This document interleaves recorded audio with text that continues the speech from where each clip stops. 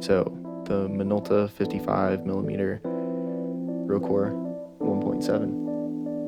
Why is it so great?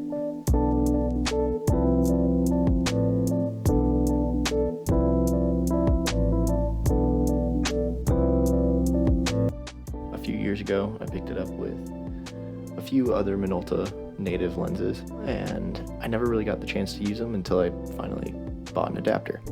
I had always heard great things about vintage lenses, and I figured that these were just cheap ones that, you know, they were hand-me-downs. I found them in my basement, so figured I would use them. Turns out they are actually part of a set of Minolta lenses that were manufactured alongside Leica lenses, so they generally have the same coatings. I never got to shoot them with the original 35mm camera, even though I still have it. I don't have any full frame examples of what this lens can do and what it can render. I mostly shoot micro four thirds. You use a Lumix and then a Blackmagic. No, not the whole frame, dude.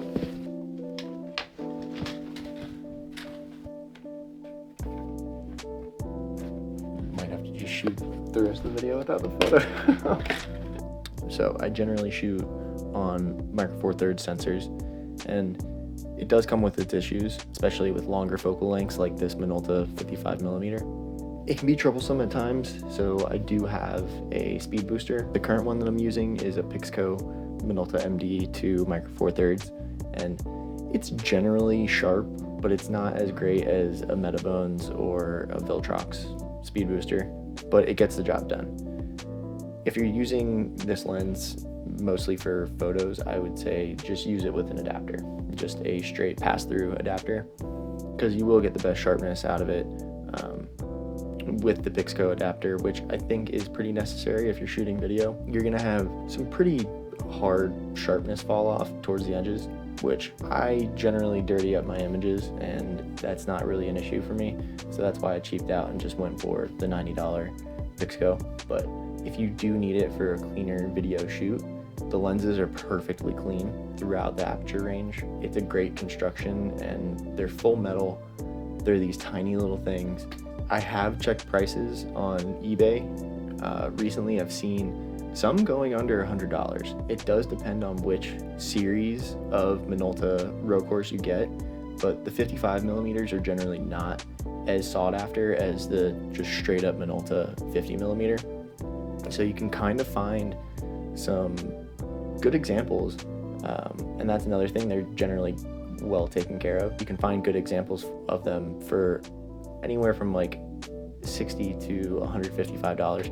It's an alternative to a lot of the other cheaper 50mm-ish lenses out there, like the Helios. I think most people, when they think of a vintage lens they can get for cheap, it's going to be sharp and give them a very creative image. They're going to look for the Helios, and while it's a 58mm, it's in that natural focal range. I've just noticed that most of the examples are pretty bad, and those ones you do have to look out for certain manufacturing series of the Helios to get a good example, and you're going to end up paying about the same as you're going to pay for one of these Minoltas. When it comes down to it, I think you should go for something like a Minolta. The Canon FDs are way too overhyped, and they're great lenses, but I think you're going to get a better image and a more crisp and clean image out of these Minoltas. These are extremely versatile lenses. Especially on micro four thirds, if I'm looking to get something closer focus, I can take the adapter off, and it's kind of just working as not an extension tube, but I'm just punching into that image so I can get closer macro stuff. I can use the adapter and get field of view closer to a full frame camera.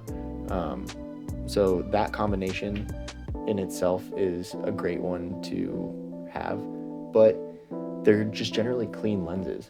They're sharp, they're clean. If you have great lighting, if you just have good lighting, you should be okay. You're not going to get too many chromatic aberrations and stuff like that. So while they are vintage, they are still clean images that they produce. So the actual performance of the lens, the focus throw is extremely long on this lens. I usually have a hard time just hand focusing, especially going from infinity to minimum focus.